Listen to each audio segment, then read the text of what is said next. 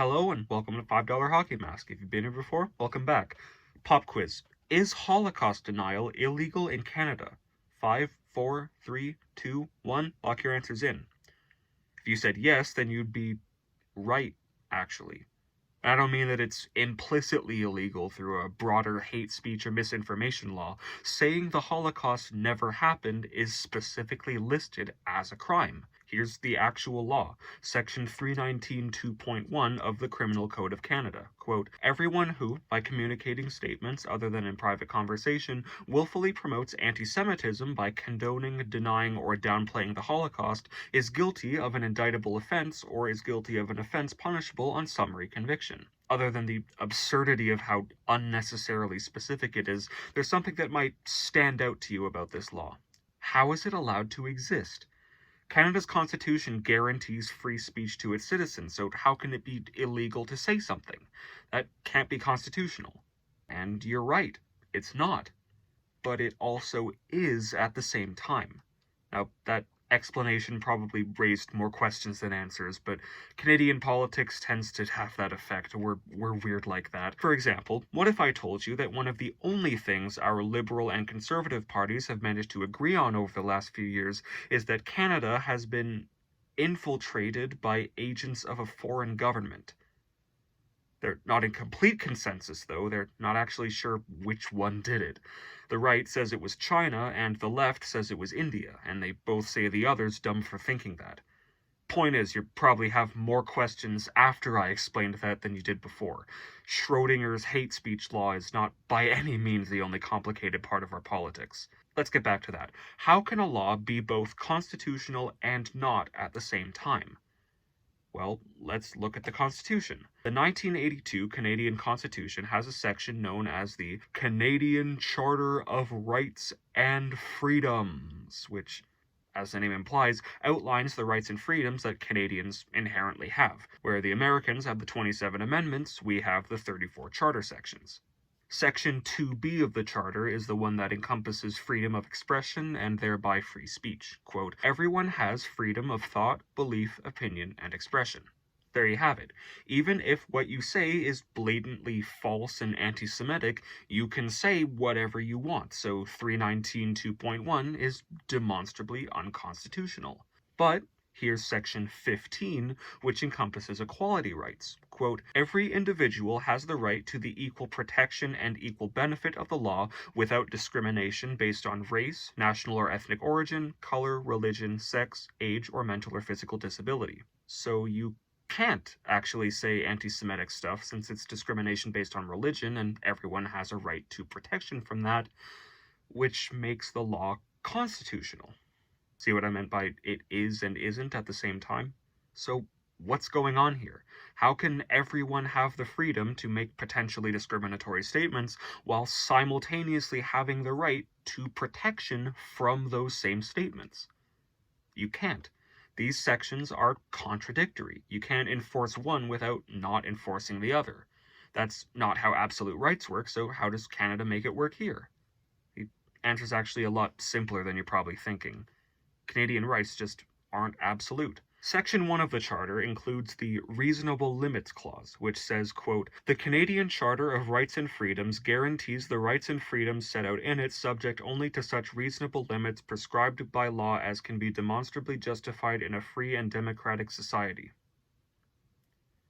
Apparently, punctuation didn't exist in 1982. What all that means is that every protection outlined in the Charter is subject to limitation, so long as that limitation is reasonable in a free democracy. So if there are two conflicting rights, right A and right B, and the government decides that right A is more valuable or important than right B, then it has the explicit authority to reasonably restrict the protections offered by right B to better uphold right A.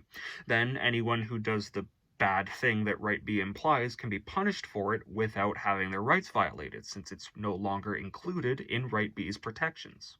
But Trent, I hear you say, that's bad. Carlin said that you can't restrict rights because then that makes them privileges. We need absolute rights or else we'll have no rights at all. One, that's not my name, and 2, yes, I think that's an interesting argument, and I agree with Carlin on it to a degree. Once you can have your rights limited or taken away, they do work more like privileges, but the alternative just kinda sucks. Not even in a sounds good on paper but doesn't work when you try it way. It doesn't hold up in theory either. When free speech absolutists talk about their cause, from what I've seen at least, they really only talk about the overreach of censorship. You're not allowed to say X about Y in Z context, and that's wrong. Though that would be protected if they got their way, so would a lot of other things they probably haven't thought about. Filing false police reports, recruiting for terrorist groups, and conspiring to kill someone are all things you objectively shouldn't be allowed to do. But they're things you would be allowed to do with unrestricted speech rights. In all those situations, you haven't actually done anything. You just said something to someone, and you should be able to do that no matter what, right? That's why the Reasonable Limits Clause exists, to give an explicit legal channel for the government to take a right that is important but has some bad implications, and apply limits to it that keep the good protections and get rid of the bad ones. But isn't reasonable too vague and subjective?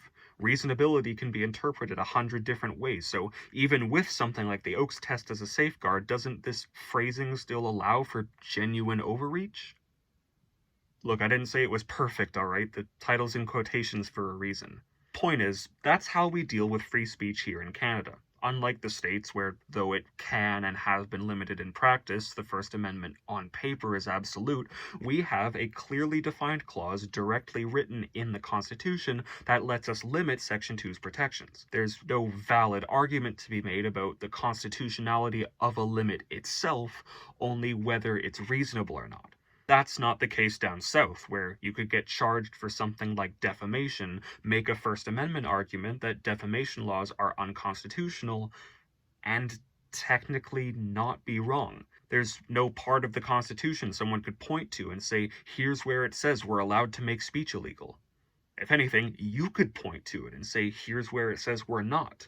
Obviously, you'd still get charged. Most people understand how in-principle interpretation works. It's just the fact that you could make that argument and no one would have a tangible counter to it like we do here. But how does that tangible counter actually work? What does using Section 1 look like in practice? Well, that takes us to the case of R.V. Keegstra. I know, 1,200 words in and I'm just now getting to the thing in the title, but you're still here, so it can't be that bad. Anyway, it's the early 80s, and James Keegstra is a high school history teacher in Eckville, Alberta. Jimmy's gotten himself in some hot water with his boss. Apparently he's been deviating a little too much from the curriculum, teaching his students that the Holocaust never happened and that the world's Jewish populations are involved in an international conspiracy for global domination.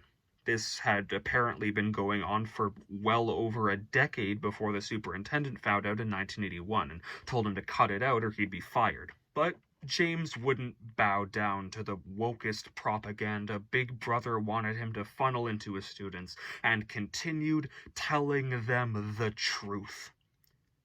He got fired a year later, and then he got arrested 2 years after that. Literally in 1984.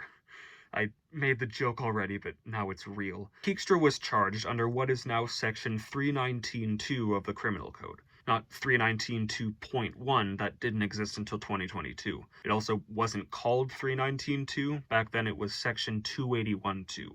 It's the same policy, it was just under a different number. Anyway, Section 281.2 said, quote, everyone who, by communicating statements other than in private conversation, willfully promotes hatred against any identifiable group is guilty of an offense. Yeah, I'd say that fits what he was doing. And so did the court. He was found guilty in 1985 and got a $5,000 fine. About $13,000 today. James was not happy with how his trial turned out, and he went to the provincial appeal court to challenge the result. Now, you may or may not be outraged at the amount he was fined, but the verdict wasn't the part he had a problem with. His issue was with Section 281 itself. He argued that the law violated his Section 2 rights to free expression, and he therefore shouldn't have been charged under it in the first place. The appeal court agreed, and the ruling was overturned. Legally, James had done nothing wrong. Now, the Crown prosecutors who handled his case were not having that. He broke the law, and they weren't going to let him get away with it. So they one-upped him and took the case to the Supreme Court in 1990. There, the justices all agreed that Keegstra was right about the law being unconstitutional.